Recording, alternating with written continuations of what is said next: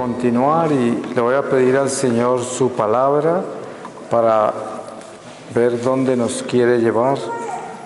Y les voy a leer a ustedes del profeta Isaías, en el capítulo 32, desde el versículo 15, y dice: la efusión del Espíritu, hasta que se derrame sobre nosotros un espíritu que llegará de lo alto, la estepa se convertirá en vergel, y el vergel parecerá una selva. Habitará en la estepa la equidad, y la justicia morará en el vergel. El producto de la justicia será la paz, y el fruto de la equidad será seguridad y confianza eternas. Mi pueblo vivirá en albergue de paz, confiado en sus moradas, tranquilo en sus casas. La selva será abatida, la ciudad será arrasada. Dichosos vosotros que sembráis en regadío y dejáis sueltos al buey y al asno. Palabra de Dios. Pues vamos a hablar de las gracias del Espíritu de Dios. Hay algo muy importante que nosotros debemos tener claro, y es que nosotros, si entendemos lo que es vivir en gracia con Dios, nos damos cuenta de que es una bendición permanente sobre nuestra vida el vivir en paz con Dios, en amistad con Dios, que es vivir bien confesado, buscar el bien en todo lo que hacemos, vivir alimentados por la Eucaristía y la oración, tener una relación personal con la Virgen María, que es la Madre del Señor, y que con tanta claridad el Padre Celestial nos ha mostrado quién es ella. Ustedes se dan cuenta todas las apariciones que la Iglesia ha probado de la Virgen, y tenemos que preguntarnos, ¿por qué razón el cielo, nuestro Padre Celestial, se empeña en enviar la Madre de Jesús tantas veces como lo ha hecho? Y todos los mensajes que ella nos trae siempre son un mensaje de conversión. Es todo lo que trae, una emergencia, una advertencia, un consejo santo y puro, que es: acérquense a Jesús, imiten a Jesús, sigan el camino de mi Hijo. Y la humanidad pasará por dificultades muy grandes, dice la Virgen. Cada vez podemos ver eso con más claridad. Pero si nosotros entendemos ese misterio de lo que es vivir en gracia de Dios, estar en paz con Dios, entonces podemos darle a nuestra vida un orden. Pero hay que tener en cuenta algo muy importante, y es que el hecho de vivir en paz con Dios, eso no quiere decir que vamos a evitar el sufrimiento, los problemas y las pruebas de esta vida. Ustedes saben cómo todas esas sectas que hay por ahí, evangélicos, pentecostales, adventistas, esos cultos de los testigos de Jehová, mormones y tantos que son, todos predican de que uno no debe estar enfermo, no debe estar con problemas económicos, no debe tener ningún problema en la vida si está en gracia con Dios, porque el Dios soluciona todo eso. Y por eso la gente incauta e ignorante se va con ellos pensando que nosotros estamos equivocados al hablar del dolor, el sufrimiento, las pruebas como parte de nuestra fe, porque hay mucha gente que anda detrás de milagros. Ustedes saben que a veces llenan estadios cuando vienen a solucionar todos los problemas que tenemos. Llenan estadios y les sacan cantidades de dinero, cuando la realidad es que una de las condiciones más grandes de nuestra fe es el poder nosotros lograr el comprender de que cada vida cristiana tiene que vivir las huellas del Señor, tiene que caminar sobre las huellas que nos dejó. ¿Y acaso el Señor en el camino que nos trazó un camino de rosas? Él nos mostró que si podemos vivir esta vida en paz con Él y viviendo las pruebas que nos esperan, las dificultades y los sufrimientos, al final de esta vida recibiremos la corona. Pero estamos viviendo en un mundo engañoso, seductor, que nos muestra cómo vivir felices en la tierra y nos engaña con eso. ¿Y cómo creen que el mundo nos seduce para alcanzar ese tipo de felicidad? Consiguiendo dinero para tener todo lo que queramos tener, consiguiendo afecto humano, por eso viene la promiscuidad y el libertinaje, y todas las cosas que ofrece este mundo son para destruirnos, porque en realidad el Hijo de Dios que tiene conciencia del Espíritu Santo sabe que el Señor siempre nos provee lo que necesitamos, pero no evita que nosotros pasemos por toda clase de pruebas y de sufrimientos, porque yo creo que ustedes son testigos que lo que más nos edifica son las pruebas de esta vida.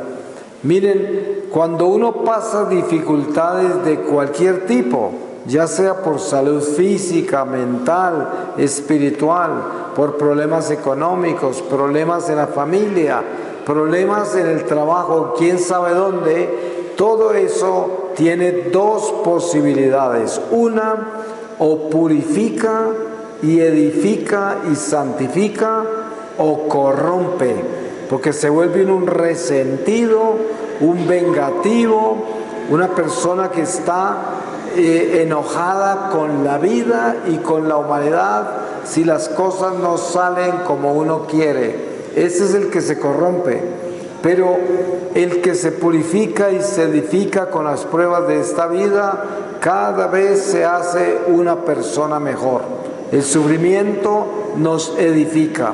Y esto no quiere decir que estar en paz con Dios significa sufrimiento y pruebas.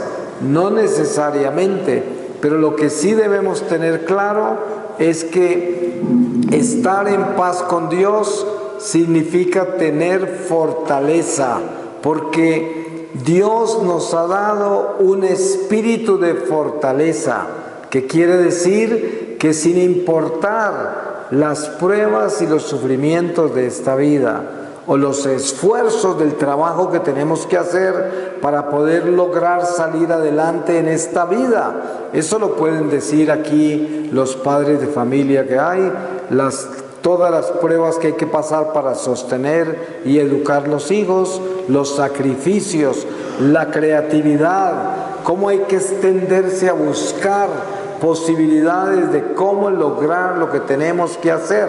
Todo eso es la sentencia que recibimos por el destierro, de que te ganarás el pan con el sudor de tu frente. Esos esfuerzos, esas luchas, es el pago que damos, pero el Señor siempre está con nosotros, y por eso la condición más grande es la gracia de vivir en obediencia a Dios.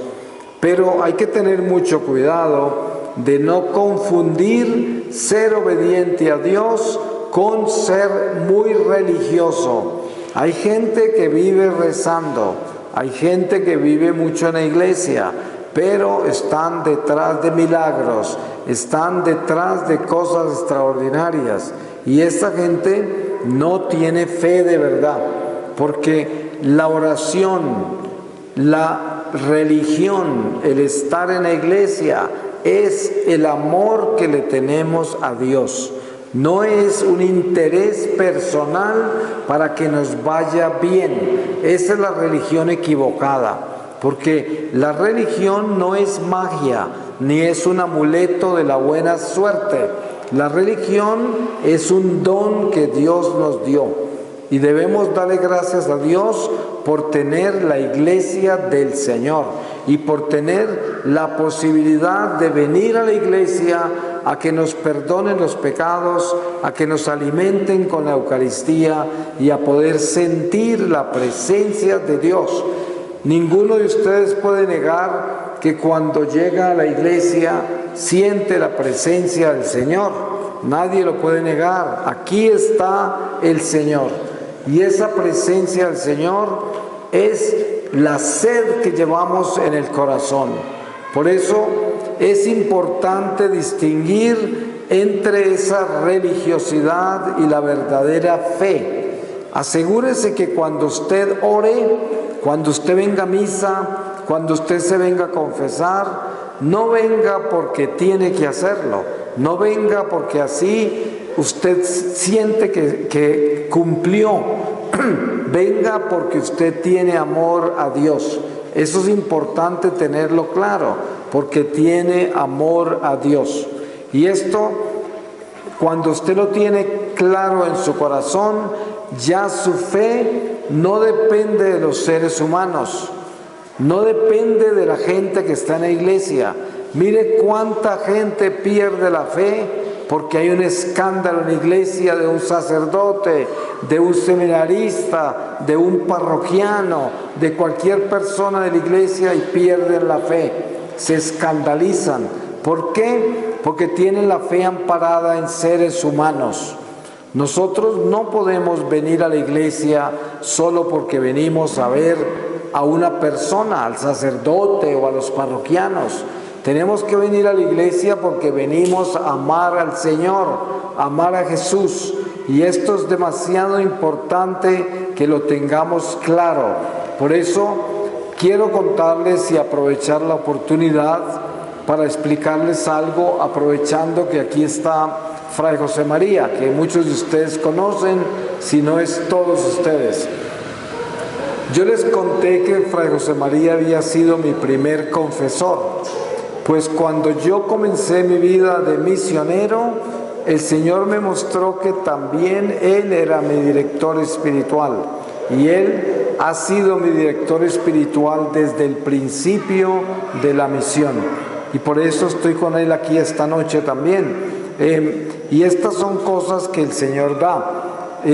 Cuando nosotros entendemos la gracia de vivir en gracia, entonces nos damos cuenta que la paz que hay en el corazón por ser obediente a Dios no nos la da nada en este mundo, ni el dinero, ni el afecto humano, ninguna criatura, ni ningún triunfo en este mundo nos da la paz que nos da Dios. Yo tuve la oportunidad de tener muchas cosas en este mundo, mucho dinero, fama, hice lo que quise en este mundo antes de que el Señor me rescatara. Pero yo les puedo decir algo, hoy que ya no busco los tesoros de este mundo, que no tengo interés en nada de lo que me gustaba tanto cuando vivía en el mundo. Hoy tengo en mi corazón la verdadera paz y el verdadero gozo. Todavía tengo que pasar por las pruebas, los trabajos y las luchas de cada día. Eso no se evita porque todos los días tengo que levantarme a trabajar. Todos los días tengo que cumplir con la misión que el Señor me encomendó. Y no puedo cansarme porque mucha gente me pregunta cómo hace para viajar tanto y andar de un lado para otro todo el tiempo. Y yo digo, es que yo no llevo ese tipo de cansancio porque yo amo lo que yo hago. Yo lo hago porque lo amo y quisiera morir haciendo lo que hago si el Señor lo permite, porque es lo que me da más paz en mi corazón. Y por eso es importante que lo que nosotros hagamos, sin importar lo difícil que es, lo hagamos con amor. Es allí donde estamos, es donde el Señor nos llamó. Sabemos que hay situaciones en la vida que se complican por nuestras malas decisiones y por los errores que cometemos. Y a veces la vida se nos complica y se nos amarga mucho por cosas malas que hemos hecho. Y esas consecuencias de las decisiones malas que tomamos, las tenemos que asumir con la cabeza agachada y con responsabilidad, y confesarlas y asegurarnos de que no volvamos a cometer esos errores. Pero no podemos perder la esperanza porque cometimos errores y estamos pagando las consecuencias. Hay muchas cosas que yo hice en el pasado que todavía estoy pagando hoy, y llevo 20 años caminando con el Señor. Sin embargo, miren, hay cosas que hay que manejarlas a lo mejor por el resto de la vida, quién sabe. Pero lo importante es darnos cuenta que nuestra fe en Dios, nuestra obediencia a Dios, no puede ser una condición para que todo nos salga bien. Hay que tener claro eso, porque hay muchas personas que se desaniman, que pierden la esperanza y la fe porque tienen problemas en su vida. Y por dentro tientan a Dios, se ponen a pensar: ¿y dónde está el Señor? ¿Por qué no escucha mis oraciones? ¿Qué pasa con todo esto que estoy haciendo? Yo voy a misa, yo me confieso, yo comulgo, yo rezo el rosario, yo hago esto, yo hago aquello, y mire cómo tengo mi vida al revés. Eso se llama tentar a Dios. Eso no se puede hacer. Eso es muy grave. Uno no puede poner por condición las cosas que hace con Dios para que las cosas le funcionen. No puede hacer eso. La vida que uno vive con Dios tiene que ser incondicional. Es como el amor entre esposo y esposa. El esposo y la esposa no pueden tener paz solamente cuando todo les sale bien. También tienen que tener paz y una buena amistad cuando todo está al revés. Precisamente de eso se trata, de que los padres tengan paz con los hijos en los tiempos buenos y en los tiempos malos. Que nosotros nos podamos entender igual sin importar las pruebas que tenemos que pasar. Sí, hay tiempos para llorar, hay tiempos para sudar, hay tiempos para descansar y para reír, como dice el libro del Eclesiástico. Pero tenemos que tener en cuenta que la fe en el Señor Jesús es una garantía de paz y gozo en el corazón, sin importar las dificultades que vivimos. Yo siempre pongo como ejemplo a la Virgen María y a San Juan caminando por el Calvario.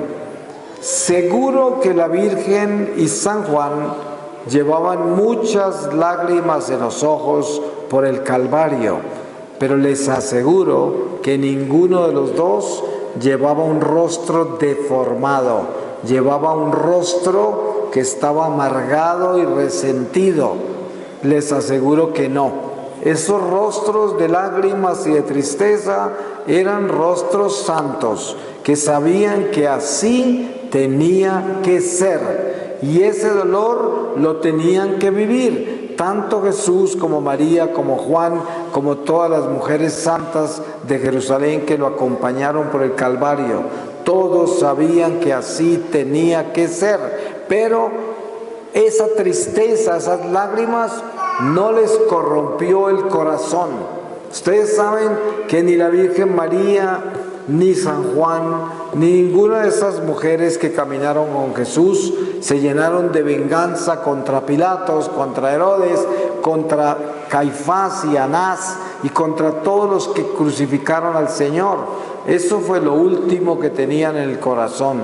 Ellos vivieron esa angustia y ese dolor de la pasión del Señor, pero lo otro no lo vivieron.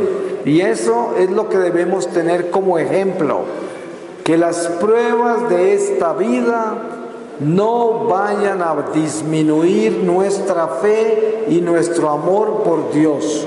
Eso nunca lo podemos negociar. Entre más pruebas y más dificultades, más camándula, más confesión, más Eucaristía, más fe, porque eso es lo que nos vuelve fuertes.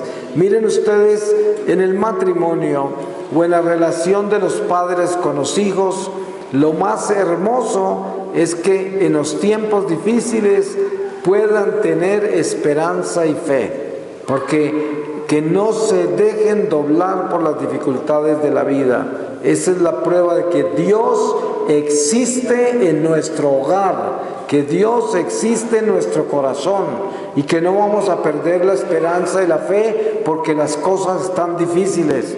Este mundo es un mundo de dificultades y lo será hasta la tumba. Por eso la Virgencita María, cuando se le apareció a Santa Bernardita en Lourdes, le decía: no te prometo felicidad en este mundo, pero sí en el cielo.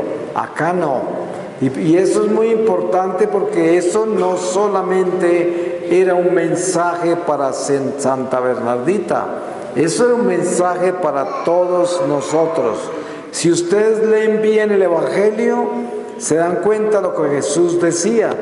Jesús decía: síganme, tomen su cruz y síganme. ¿A qué se refería con esa cruz? A tomar esa cruz. Tomar esa cruz era tener la valentía de vivir esta vida sin quejarnos, sin asustarnos, sin perder la esperanza.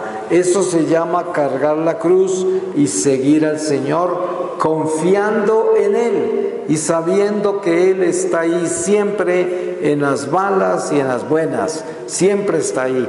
Ustedes seguramente en esta vida han tenido la oportunidad de conocer a alguien que los quiere mucho, y se han dado cuenta que los quiere mucho porque siempre ha sido así de bueno cuando las cosas están mal y cuando están bien. Esa es una muestra de alguien que nos quiere mucho. Generalmente esos son nuestros padres, o son algunos de nuestros hermanos, o de pronto un amigo. Nos quiere mucho y nos quiere siempre, y es un amor incondicional, un amor que no tiene ningún interés. Eso no es muy común. ¿Cómo será que en los libros sapienciales de la Biblia se habla del verdadero amigo, que uno lo tiene que cultivar como el tesoro más grande? Porque de eso no hay mucho, hay muy pocos verdaderos amigos, y cuando tengamos uno lo tenemos que atesorar, porque eso es un regalo que Dios nos da, porque el verdadero amigo nos ama incondicionalmente, no tiene ninguna condición para amarnos, y eso es importante encontrarlo claro para poder ser gratos. Uno de los defectos más grandes que podamos tener nosotros es la ingratitud. No hay una persona más fea que una persona ingrata. La ingratitud es un defecto horrible. Miren ustedes la ingratitud de Judas Iscariote. Miren ustedes la ingratitud de tanta gente que Jesús sanó y que lo traicionaron. Muchos de esos lo escupieron y le tiraron piedra por el Calvario. Así está escrito. Y por eso debemos tener cuidado de quiénes somos nosotros y qué estamos haciendo con nuestro corazón, para que nos demos cuenta lo importante que es darle gracias a Dios constantemente, porque todo lo que recibimos es una bendición. Esta vida es un instante en la eternidad y ya se acaba. Usted no crea que porque usted es muy joven, usted no puede morirse pronto. La muerte no escoge por edades, la muerte llama cuando tiene que llamar. Y por eso nadie puede creer que tiene tiempo.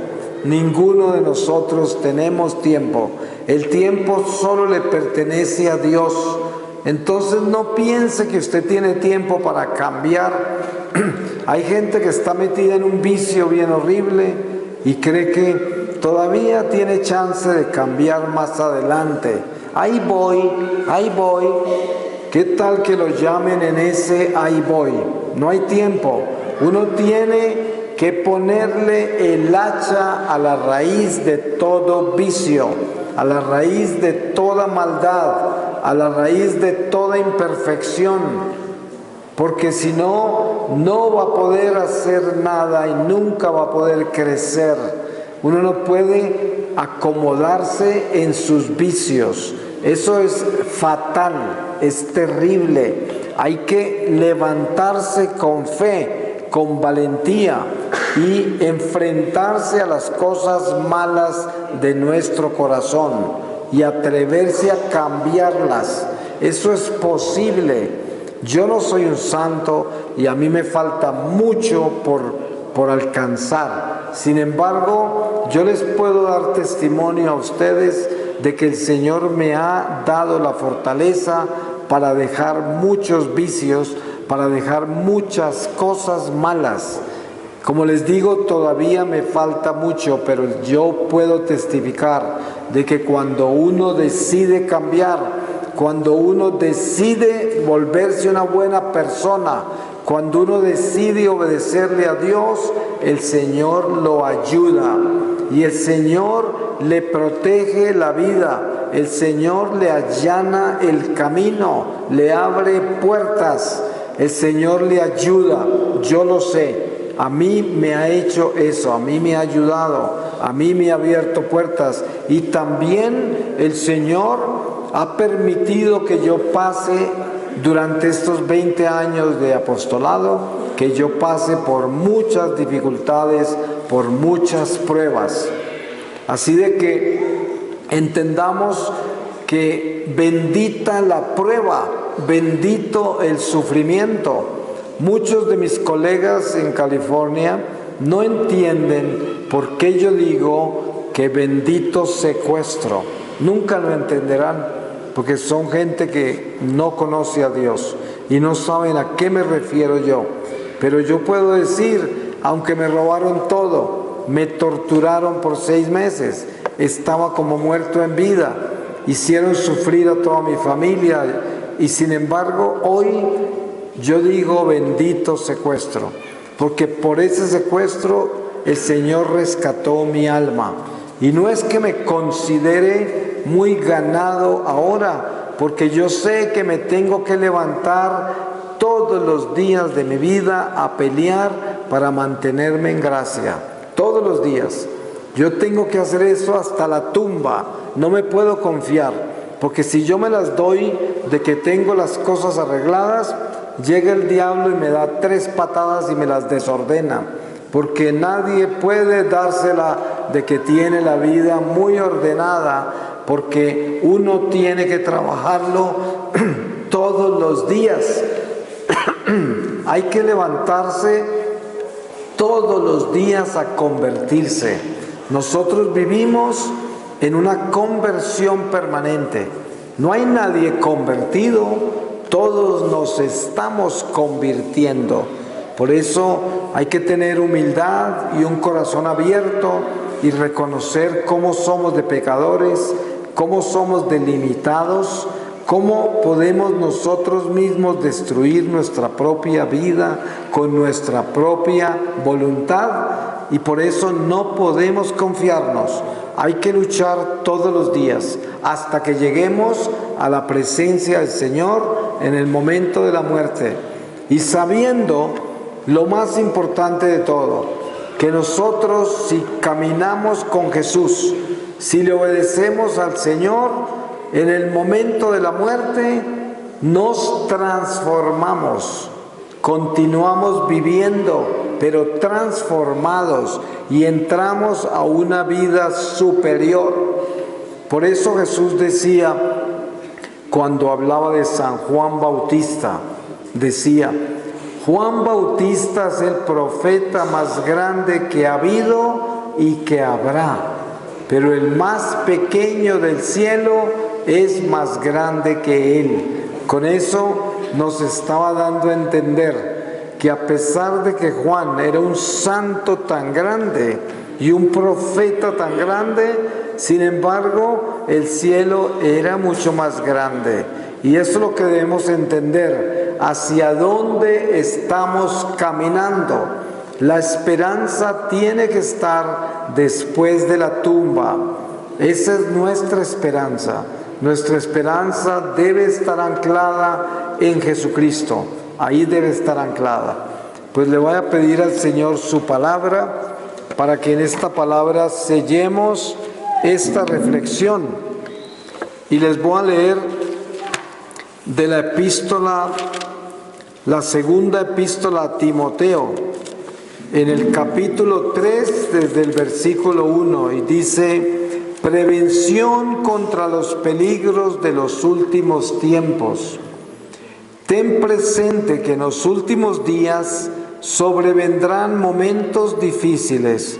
Los hombres serán egoístas, avaros, fanfarrones, soberbios, difamadores, rebeldes a los padres, ingratos, irreligiosos, desnaturalizados, implacables, calumniadores, disolutos, despiadados, enemigos del bien, traidores, temerarios, infatuados, más amantes de los placeres que de Dios, que teniendo la apariencia de piedad, reniegan de su eficacia.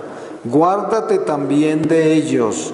A estos pertenecen esos que introducen en las casas y conquistan a mujerzuelas cargadas de pecados. Palabra de Dios. Le damos gracias al Señor y lo bendecimos porque el Señor es bueno y misericordioso, porque el Señor nos ama tanto que Él nos exhorta, nos visita.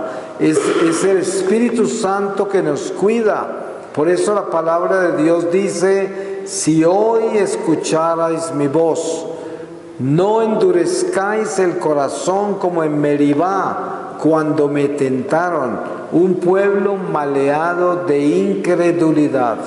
Esto es importante tenerlo claro, que el Señor nos habla y en el corazón debemos entender cuánto nos ama. Y por eso nos da advertencias, por eso nos explica con detalles lo que debemos hacer para tener una vida con paz y con gozo a pesar de las pruebas de este mundo.